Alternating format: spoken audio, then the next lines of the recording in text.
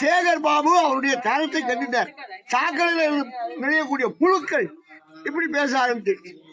நீங்க என்ன சாப்பிட்டீங்க அப்படி கேட்கிற, என்ன சாப்பிட்டீங்கன்னு கேட்கிற, நீங்க சோறு சாப்பிட்டீங்களா இல்ல மட்டனை சாப்பிட்டீங்களான்னு சொல்றான்.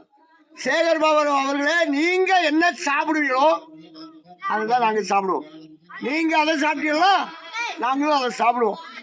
தர்மத்தை கொச்சைப்படுத்தக்கூடிய, ஆன்மீகத்தை கொச்சைப்படுத்தக்கூடிய செயலை திமுக நிறுத்திக் கொள்ள வேண்டும். பாரத் மாதா கி சொன்னா வீர சாவர்கர் சொல்லிட்டாங்க. வீர சாவர்கருக்கு என்ன சம்பந்தம்? வீர சாவர்கருக்கு முன்னாலேயே பாரதம் நம்முடைய நாடு, நாடு வாழ்கன்னு சொல்றதுக்கு வீர சாவர்கர் சொல்லிட்டான். வீர சாவர்கருடைய ஆளு. வீர சாவர்கர் காந்தியை கொண்டார்.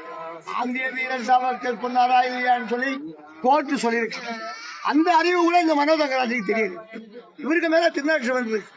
இவரு குற்ற வழக்கில் பதிவு செய்யப்பட்ட ஆளு மனோ தங்கராஜ். அவருக்கு வீர சாவர்கரை பற்றி பேசுவதற்கு எந்த அருகதையும் கிடையாது.